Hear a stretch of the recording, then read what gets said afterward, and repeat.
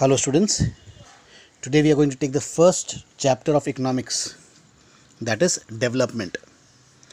ये development क्या होता है? Development is progress, प्रगति, कामयाबी.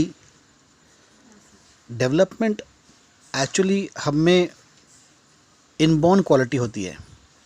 हर कोई डेवलप करना चाहता है, हर कोई अपने आप को डेवलप करना चाहता है, प्रोग्रेस करना चाहता है. उसी प्रकार से ये देश भी अपने आप को डेवलप करना चाहता है.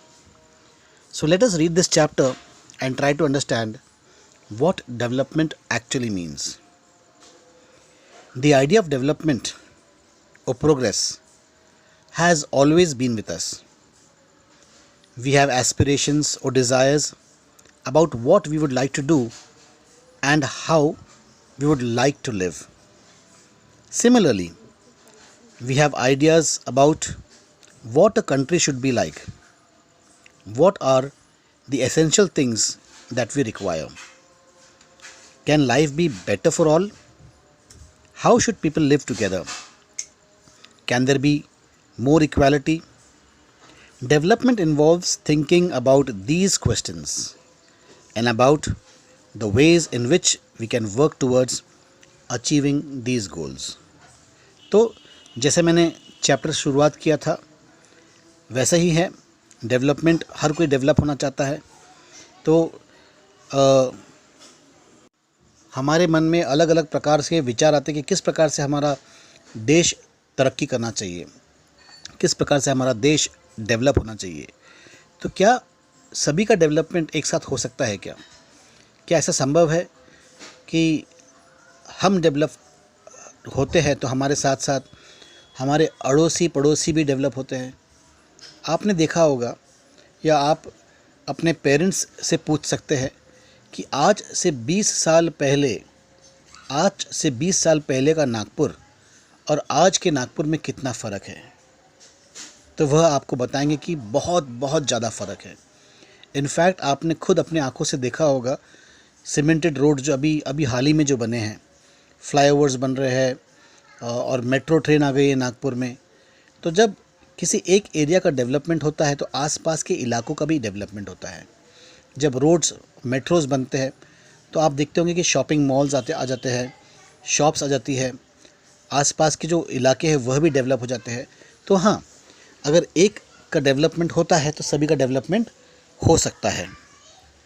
This is a complex task and in this chapter we shall make a beginning at understanding development.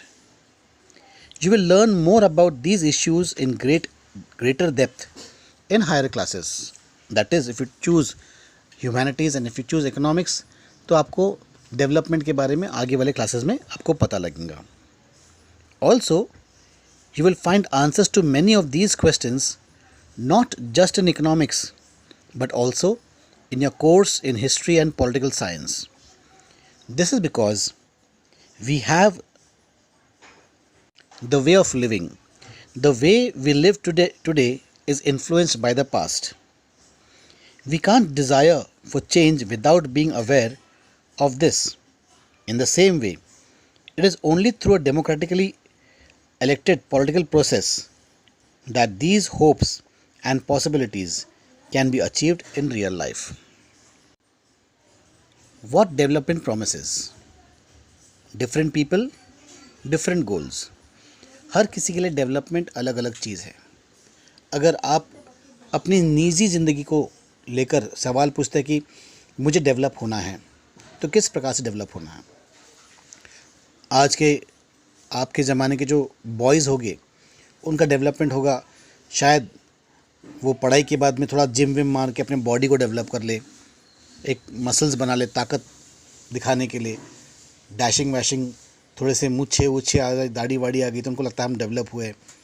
या फिर अपने पास बाइक्स आ जाए, मॉडर्न बाइक्स आ जाए तो वो डेवलपमेंट हो जाएगा. तो एक यंग बॉय के लिए डेवलपमेंट का कुछ और मतलब होगा, लेकिन उसके पेरेंट्स के जो मतलब होंगे डेवलपमेंट के लिए, पेरेंट्स चाहेंगे कि उनका जो घर है उसको वो और बेहतर तरीके से उसको रेनोवेट करें और प्रॉपर्टीज़ ख़रीदें. मम्मी होंगी वो ज्वेलरी ख़रीदना चाहेगी, पापा अपने लिए प्रॉपर्टीज़ खरीदेंगे, पैसे इन्वेस्ट करेंगे. इस प्रकार से मम्मी पापा के लिए डेवलपमेंट कुछ और हो जाता है और घर में जो गर्ल्स है उनका डेवलपमेंट का मतलब कुछ और होगा, वो किसी और तरीके से अपने आप को डेवलप करना चाहेंगे। तो इस प्रकार के हर एक इंसान के हिसाब से डेवलपमेंट का डेफिनेशन कुछ और हो जाता है। Let us try to imagine what development और progress is likely to mean to different persons listed in table 1.1. What are their aspirations? You will find that some columns are partially filled. Try to complete the table. You can also add any other categories of person. तो यहाँ पे देखो एक bulb दिया है, एक balloon दिया है, जहाँ पर एक रिक्शा वाला है और रिक्शा वाले के सामने उसका बेटा खड़ा है। और रिक्शा वाला जो बलून में जो कह रहा है, you want a car, the way our country is set up, all you can hope for is maybe to one day own the rickshaw you pull. तो बेटे का एस्पिरेशन क्या है? बेटे को कार चाहिए। बेटा चाहता है कि उसका इतना डेवलपमेंट हो जाए कि एक दिन उसके पास खुद की कार हो। और उसके पापा बोलते हैं कि जिस प्रकार से अपना देश चल रहा है, जो हाल अपने देश का है, अपन तो केवल ये उम्मीद कर सकते हैं कि जो रिक्शा अपन चला रहे हैं, कम से कम वो रिक्शा जो है वो अपना हो जाए। तो पिताजी और बेटे के बीच का देखो अंतर, देखो सोच में अंतर देखो। बेटा काफ़ी तरक्की करना चाहता है, इतना तरक्की करना चाहता है कि उसको चाहता है कि उसके पास में कार आ जाए। अगर आप डायग्राम देख रहे हो, अगर आप वो कैरिकेचर जो कार्टून जो बना है वो देख रहे हो, तो इनकी हालत देखकर लगता नहीं कि ये कार के बारे में सोच भी सकते हैं। लेकिन इस बच्चे के मन में ये सोच है कि एक दिन उसके पास कार होनी चाहिए। ऐसा सोचना बहुत ज़रूरी हो जाता है। You have to have aspirations, you have to have desires if you want to develop. लेकिन पिताजी कहते हैं कि बस एक अपना खुद का रिक्शा हो जाए। शायद एक चालक मालक नहीं होगा, ये किसी और का रिक्शा चलाता होगा, किराए से रिक्शा लेता होगा। तो टेबल 1.1 डेवलपमेंट और गोल्स ऑफ डिफरेंट कैटेगरीज, आप इसको इंडिविजुअली अपने लेवल पर भर लेना। Having field table 1.1, let us now examine it. Do all of these persons have the same notion of development or progress? Most likely not. Each one of them seeks different things. They seek things that are most important for them, that is, that which can fulfill their aspirations or desires. In fact, at times two persons or group of persons may seek things which are conflicting. A girl expects as much freedom and opportunity as her brother, and that he also shares in the household work. Her brother may not like this. Similarly, to get more electricity, industrialists may want more dams, but this may submerge the land and disrupt the lives of people who are displaced, such as tribals. They might resent this and may prefer small check dams or tanks to irrigate their land. तो table 1.1 complete करने के बाद आपको समझ में आया होगा कि यहाँ पर अलग अलग लोग के अलग अलग हिसाब के डिमांड्स होते हैं, अलग अलग उनके एस्पिरेशन है डेवलपमेंट के बारे में। ऐसा भी हो सकता है कि दो अलग अलग लोगों की जो सोच है डेवलपमेंट को लेकर वो कॉन्फ्लिक्टिंग होंगी, वो एक दूसरे से कॉन्फ्लिक्ट खाएगी। जैसे एग्जांपल यहाँ पर दिया है गर्ल्स का, गर्ल्स भी उतनी ही आज़ादी चाहते हैं जितने बॉयज़ को मिलती है घर में, है ना। बहुत सारे घरों में ऐसा होता है कि बॉयज़ को तो कुछ नहीं कहा जाता है। बॉयज़ अगर घर थोड़ी देरी से आते हैं, शाम को देरी से आते हैं, फ्रेंड्स के साथ बाहर घूमते हैं, तो उनको कोई कुछ नहीं कहता। लेकिन अगर लड़कियां घर से बाहर रही तो उनसे 50 प्रकार के सवाल पूछे जाते हैं। तो लड़कियां चाहती है कि जितनी आज़ादी उनके भाई को मिली है उतनी ही आज़ादी उन्हें भी मिलना चाहिए। वैसे ही अगर कोई इंडस्ट्रियलिस्ट हो या फैक्ट्री ओनर हो तो वो चाहता है कि उसको इलेक्ट्रिसिटी, ज़्यादा से ज़्यादा इलेक्ट्रिसिटी मिले। इलेक्ट्रिसिटी मिलने के लिए डैम्स बनाने पड़ेंगे, बहुत सारे डैम्स बनाने पड़ेंगे, बड़े बड़े नदियों के ऊपर बांध बांधने पड़ेंगे, जिससे क्या होगा कि आसपास का जो खेती वाली ज़मीन है वो पानी में सबमर्ज हो जाएगा। तो यहाँ पर कॉन्फ्लिक्टिंग क्या होगा, यहाँ पर किसान कॉन्फ्लिक्टिंग करेंगे, किसान का पानी डूब जाएगा। पहले वाले सिचुएशन में गर्ल्स और बॉयज़ के इसमें क्या होगा, भाई नहीं चाहेगा कि लड़की को ज़्यादा उतनी आज़ादी मिले जितना उससे मिल रहा है। भाई नहीं चाहेगा कि वो घर में हाथ बटाए। लड़की चाहेंगी कि जिस प्रकार से वो घर में काम करती है, भैया भी घर में काम करना चाहिए, लेकिन भैया बोलते नहीं मैं नहीं करूँगा। भैया का नेचर ऐसा होता है। तो इस प्रकार से कॉन्फ्लिक्टिंग आइडियाज़ आते हैं, कॉन्फ्लिक्टिंग डिमांड्स हो जाते हैं। So two things are quite clear. One, different persons can have different developmental goals, and two, what may be development for one may not be development for the other. It may even be destructive for the other. तो दो बात यहाँ पर बहुत साफ उठ जाती है। एक तो पहला तो ये है कि अलग अलग इंसान के अलग अलग डेवलपमेंट गोल हो सकते हैं, और दूसरा ये है कि ज़रूरी नहीं जो एक के लिए डेवलपमेंट है वो दूसरे के लिए डेवलपमेंट हो सकता है वो दूसरे के लिए में और भी डिस्ट्रक्टिव हो जाए, डेवलपमेंट के बजाय उसका डिस्ट्रक्टिव हो जाए। फिर से एक कैरिकेचर बनाया है, वहाँ पर देखो एक टेबल के नीचे एक औरत अपने बच्चे को अपने गोद में सुला रही है, और कार में एक अमीर आदमी, सेठ आदमी बोलता है those people don't want to develop, कि ये लोग डेवलप होना ही नहीं चाहते। डेवलप कौन नहीं होना चाहता, हर कोई डेवलप होना चाहता है, लेकिन ऐसा इनको लगता है जो गरीब है वो डेवलप नहीं होना चाहते हैं। Income and other goals. If you go over table 1.1 again, you will notice one common thing: what people desire are regular work, better wages, and decent price for their crop or other products that they produce. In other words, they want more income. Besides seeking more income, one way or the other, people also seek things like equal treatment, freedom, security, and respect of others. There isn't discrimination. All these are important goals. In fact, in some cases, these may be more important than more income or more compensation, because material goods are not all that you need to live. तो अगर हम table 1.1 फिर से देखते हैं, फिर से नज़र घुमाते हैं, तो उसमें क्या एक चीज़ कॉमन है कि हर कोई को रेगुलर वर्क चाहिए, बेहतर इनकम चाहिए, डिसेंट प्राइस, अगर उनके पास जो वो अनाज उगाते हैं तो उसके लिए अच्छी रकम मिलना चाहिए, वगैरह वगैरह, ऐसे बहुत सारी चीज़ें हैं। लेकिन इनकम के अलावा लोगों के पास में अदर और भी अलग अलग प्रकार के ख्वाहिशें हो सकती है जिससे वो डेवलपमेंट में गिन सकते हैं, और वो है इक्वल ट्रीटमेंट, बराबरी का दर्जा, job security, respect of others, दूसरों से उनको रिस्पेक्ट मिलना चाहिए, लोगों के साथ में रिस्पेक्ट से उनके साथ में पेश आना चाहिए। बहुत सारा पैसा मिल रहा है लेकिन रिस्पेक्ट नहीं मिल रहा, तो लोग वहाँ पर भी काम नहीं करना चाहते हैं। तो ऐसे अलग अलग गोल्स होते हैं जो लोग चाहते हैं। कभी कभी क्या होता है कि ये respect, freedom of work, security, ये पैसों से भी ज़्यादा मायने रखता होगा। किसी किसी लोगों को पैसों से भी ज़्यादा उनकी सेल्फ रिस्पेक्ट होती है, उनकी इज़्ज़त होती है, उन्हें आज़ादी चाहिए, काम करने का तरीका चाहिए। आप भले पेमेंट कम देंगे चलेगा, लेकिन उनको आज़ादी दो कि तुम तुम्हारे हिसाब से काम करो, और सम्मान चाहिए, रिस्पेक्ट चाहिए। Money or material things that one can buy with it is one factor on which our life depends. But the quality of our life also depends on non-material things mentioned above. If it is not obvious to you, then just think of the role of your friends in your life. तो पैसा या पैसे से जो चीज़ हम खरीद सकते हैं, ये केवल एक फैक्टर होता है हमारे लाइफ के लिए, जिस पे हमारे ज़िंदगी निर्भर करती है।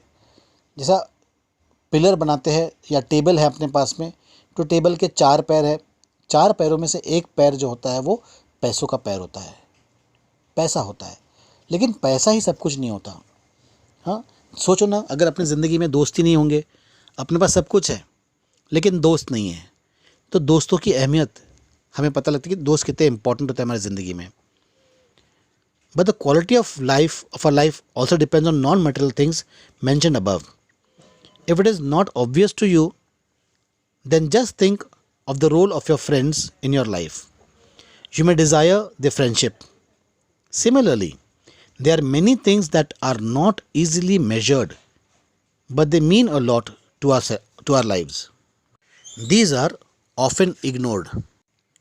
However, it will be wrong to conclude that what cannot be measured is not important.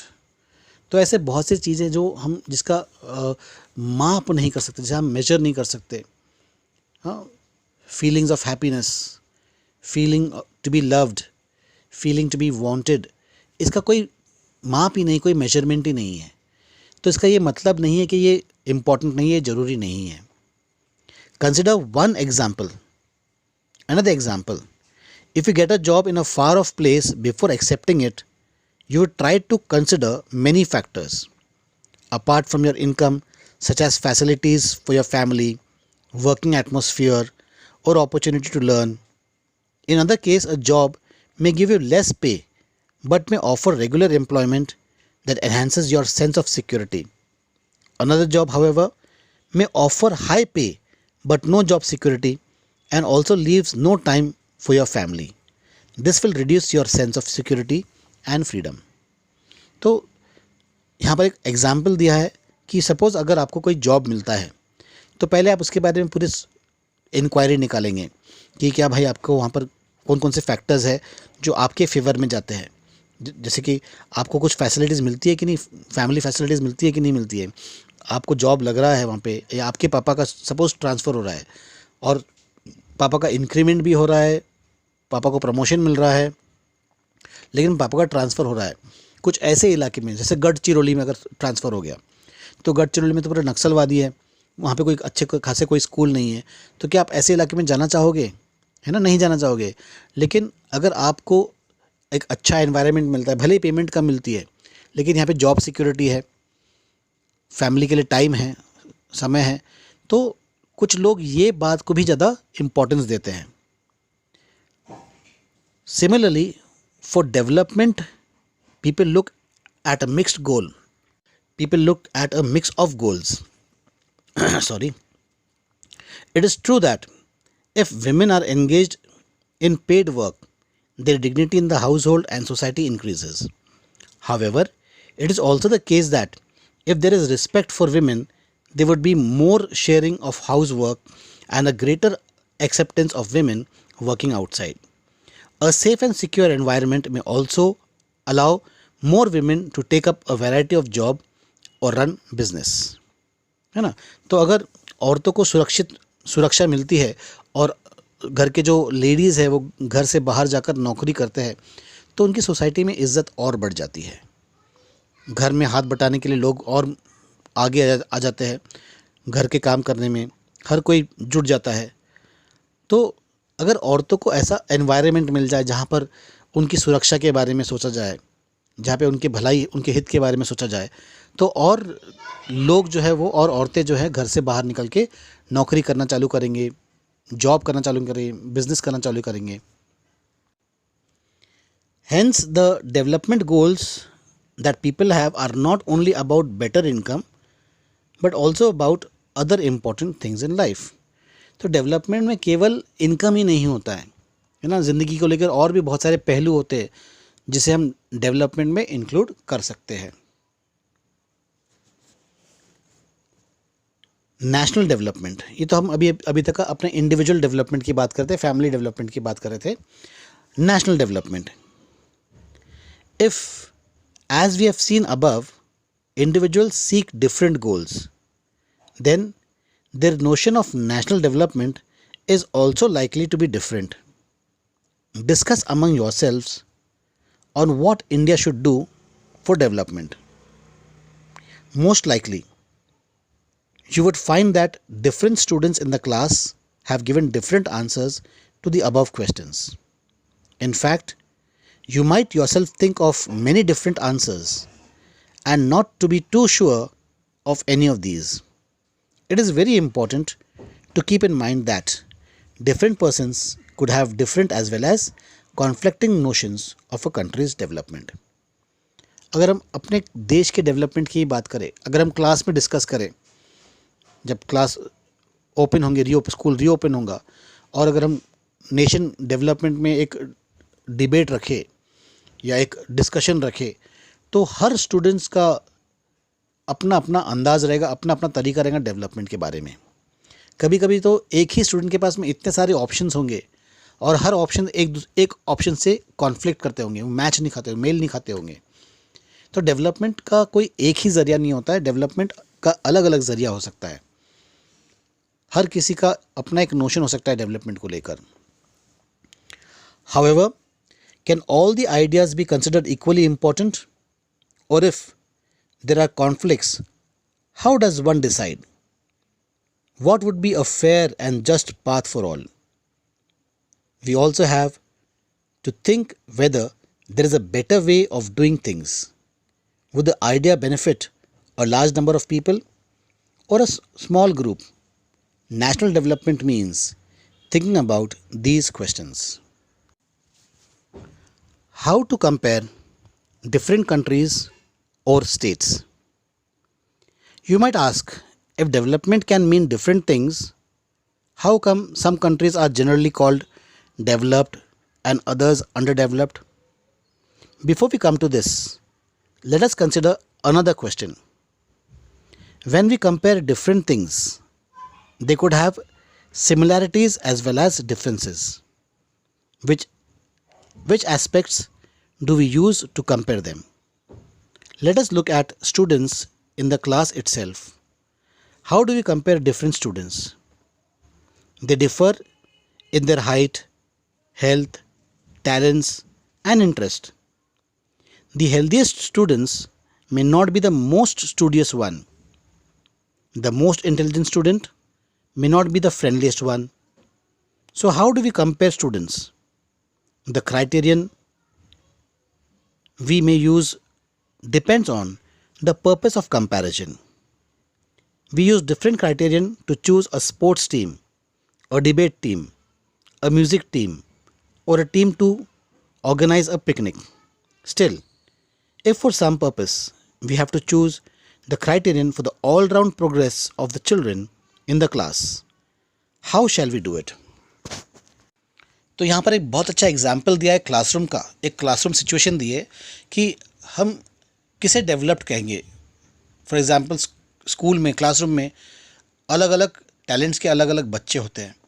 कोई स्पोर्ट्स में बहुत अच्छा होगा, कोई पढ़ाई में बहुत अच्छा होगा, कोई डिबेट में अच्छा होगा, कोई कॉयर सिंगिंग में अच्छा होगा.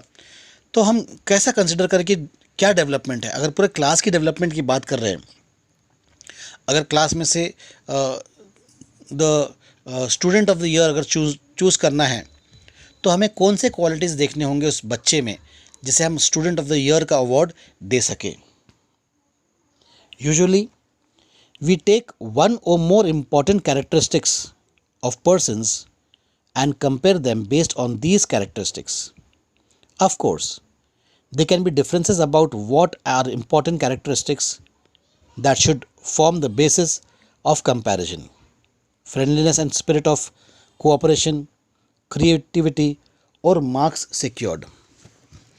है ना?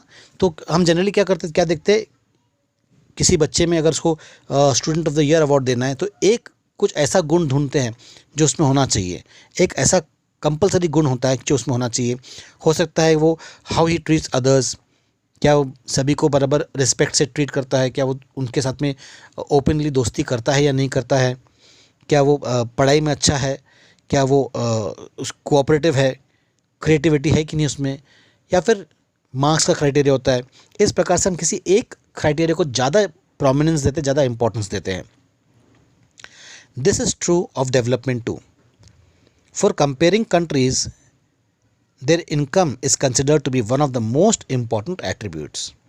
तो इसी प्रकार से जैसे हम क्लास में स्टूडेंट ऑफ द ईयर किसी बच्चे को, किसी लड़के को या किसी लड़की को देते हैं और हम किसी एक कैटेगरी को देखते हैं कि ये कैटेगरी उसमें होना ही चाहिए, वैसे ही डेवलप्ड कंट्री के लिए, वो डेवलप कंट्री के पास में उसका इनकम माना जाता है कि उस कंट्री का जो जीडीपी होता है, जो उसका इनकम होता है, उसके ऊपर ज़्यादा इम्पोर्टेंस दिया जाता है. Countries with higher income are more developed than other countries with less income. This is based on the understanding that more income means more of all things that human beings need. Whatever people like and should have, they will be able to get with greater income. So greater income itself is considered to be one of the important goals. देखो ये one of the important goals है ना. For example अगर हम Arabia को देखो, Saudi Arabia वगैरह देखो, तो वहाँ पर तेल बहुत है, पैसा बहुत है उनके पास में, फिर भी लेकिन वो डेवलप कंट्री में उनकी गिनती नहीं आती है.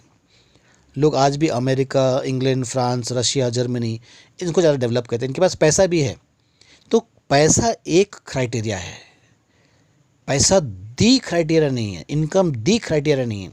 Income is one of the criteria but not the only criteria, है ना। तो वैसे ही we can compare that which country is more developed not only on the basis of money, there are some other points too. Let's discuss that further.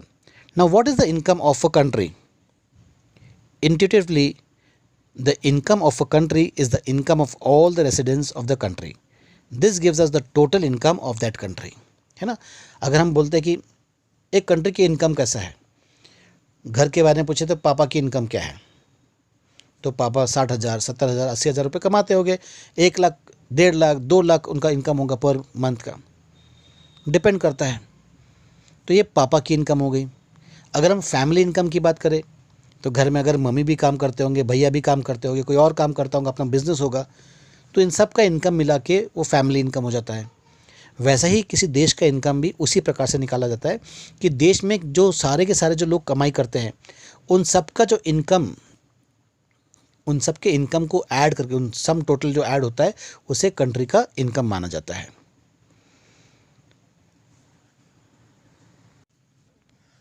However, for comparison between countries, total income is not such an useful measure.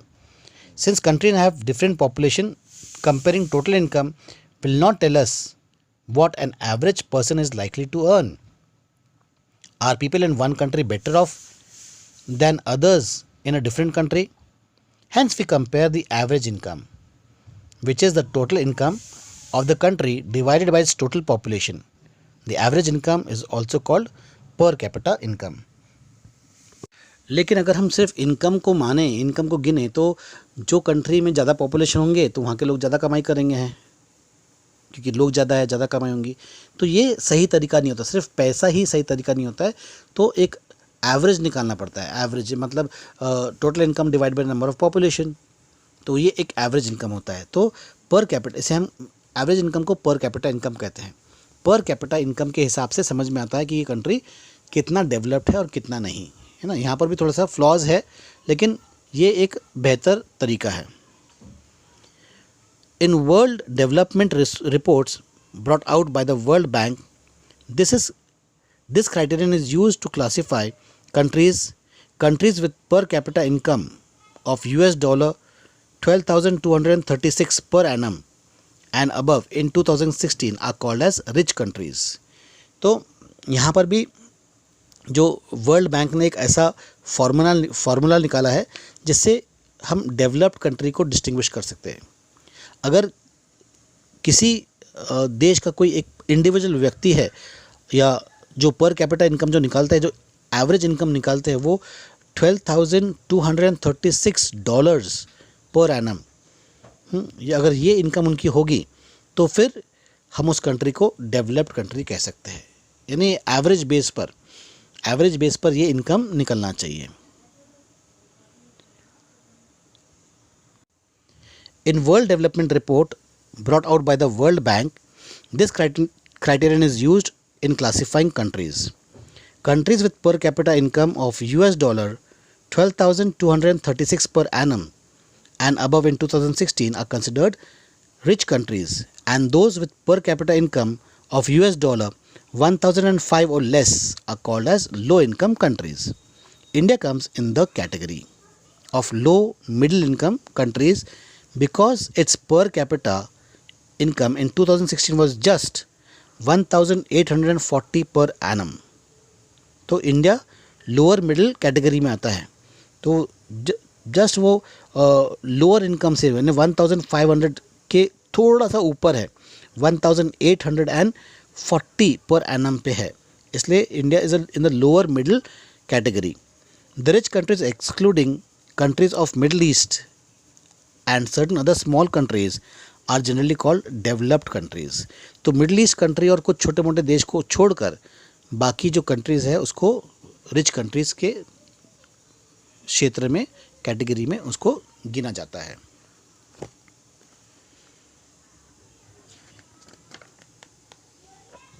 Okay, income and other criteria. When we look at individual aspirations and goals, we found that people not only think of better income but also have goals such as security, respect for others, equal treatment, freedom, etc. in mind.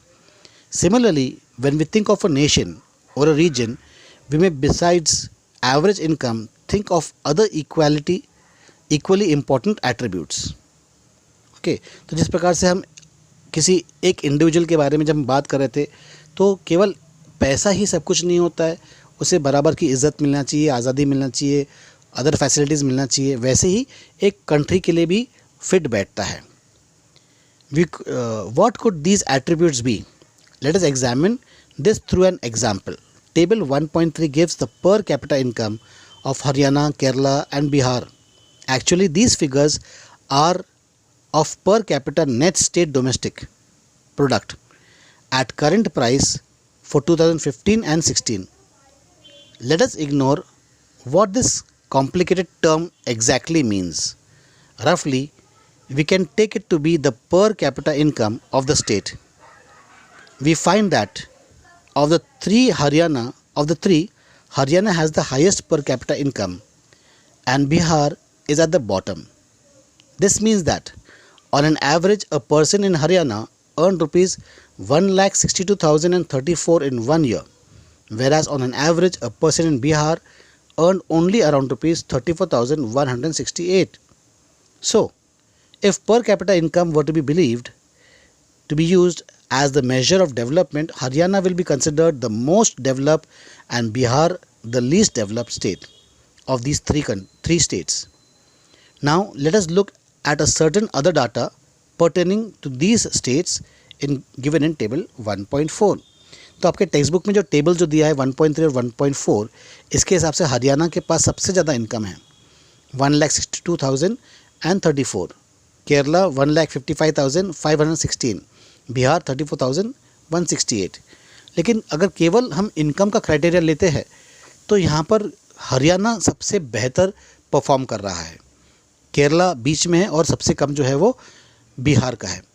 लेकिन अगर इसके अलावा और भी कोई criteria हम लेते हैं तो हमें पता लगता है कि जो हरियाणा के बारे में जो हम बता रहे हैं वो सही नहीं होगा। फिगर 1.4 अगर हम देखते हैं तो यहाँ पर क्या दिया है, स्टेट का नाम दिया है हरियाणा, केरला और बिहार, और यहाँ पर इन्फेंट मोर्टेलिटी रेट दिया है पर 1000, लाइव बर्थ 2015-16, लिटरेसी रेट दिया है इन परसेंटेज 2011 का, और नेट अटेंडेंस रेशो दिया है, क्लासरूम के जो नेट अटेंडेंस रेशो है दिया है पर 100%।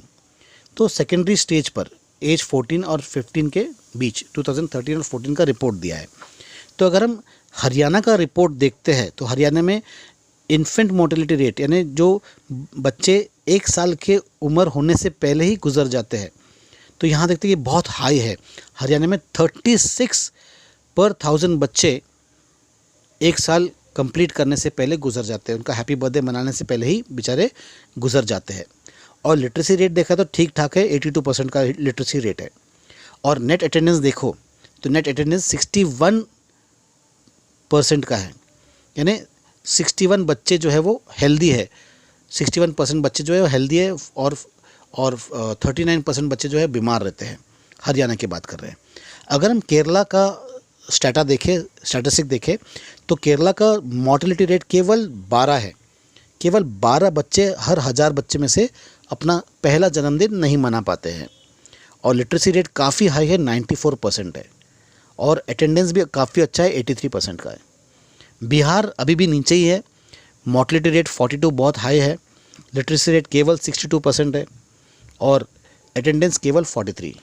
तो इस प्रकार से अब हम क्या देखते हैं, केरला ने हरियाणा को टॉपल कर दिया है, हरियाणा को हराकर वो पहले नंबर पर आ गया है। इस प्रकार से तो हम अलग अलग जब क्राइटेरिया लेते हैं तो केवल पैसा ही सब कुछ नहीं होता है, इनकम ही सब कुछ नहीं होता है, अदर फैक्टर भी होता है डेवलपमेंट के प्रोसेस में। इसके बारे में हम अगले क्लास में और डिटेल में जानने की कोशिश करेंगे। आज के लिए इतना ही। Stay at home, stay safe and be healthy. God bless you.